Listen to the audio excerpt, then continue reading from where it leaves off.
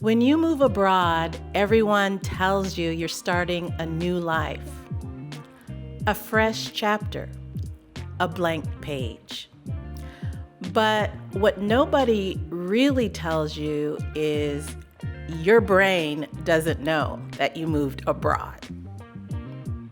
It still reaches for the familiar, the routines you used to rely on, the foods you used to crave, just the small things that happen every day that made your life predictable. And then suddenly, they're all gone. They all still exist, but maybe not exactly in the same way. And that gap between what you expect and what you encounter, that's when everything gets real.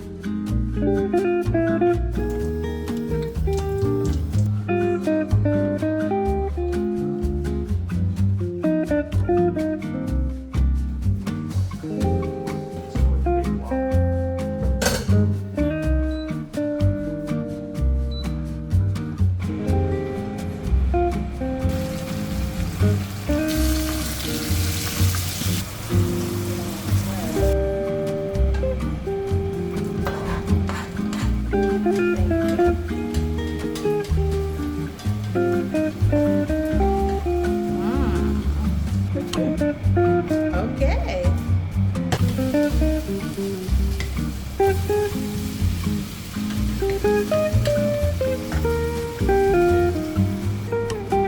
Gotta be honest. Toast it first.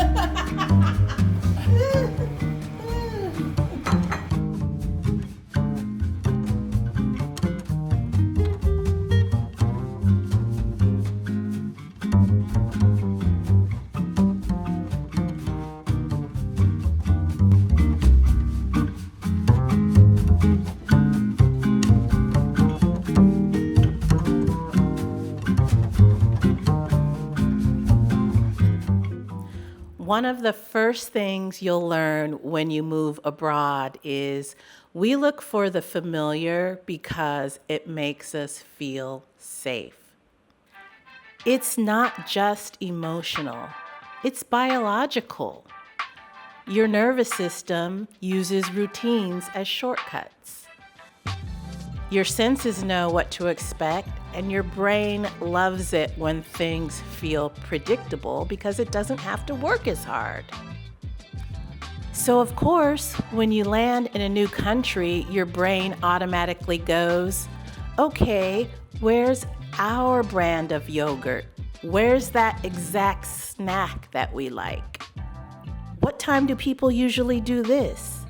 Which direction does the line form? You're not being difficult. You're not resisting change. You're just trying to feel safe in a place where nothing is really coded as safe yet. This is human. This is what our species has done forever, anchoring ourselves through the familiar. What nobody tells you is that the hard part isn't that things are so different. The hard part is that things are almost the same. The grocery store layout feels familiar until it doesn't. The rhythm of the streets feel familiar until you realize you can't predict anything.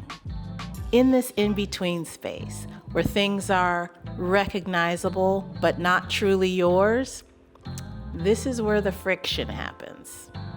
Because it reminds you of what you knew and also reminds you that you really don't know this place at all yet.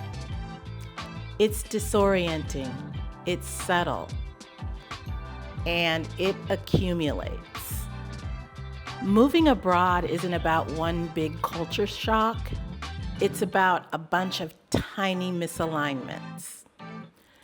And that's what makes you feel tired or overwhelmed or just really lost in ways you can't even explain. This is the part where people start feeling like there's something wrong with them. Why is this so confusing? Why do I feel like I need a PhD to learn how to turn on the stove? Why does everything feel like I'm doing it for the first time? Here's the truth. You're not confused because you're in a new country. You're confused because you didn't realize how much of your old life was muscle memory. You're not just learning a new place, you're unlearning your old patterns and ones that were built over decades. That kind of rewiring is slow. It's exhausting, and it's deeply human.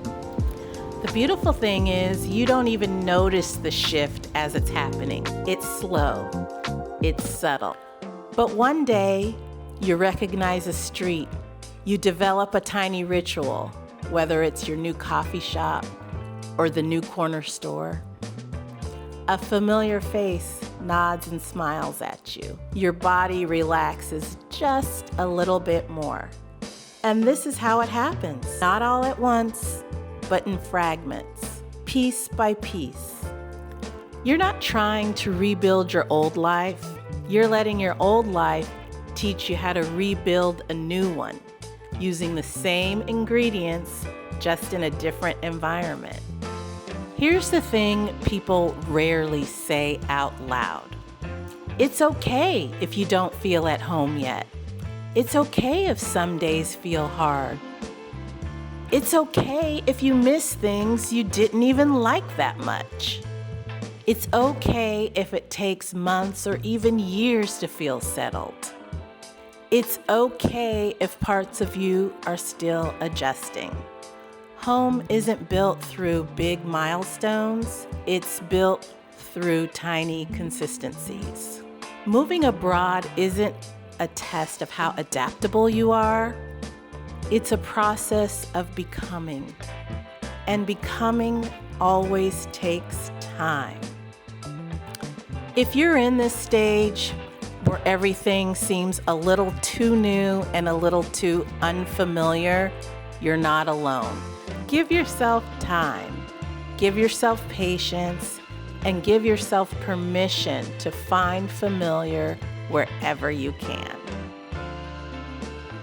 As always, thank you for watching, and I look forward to seeing you in the next video.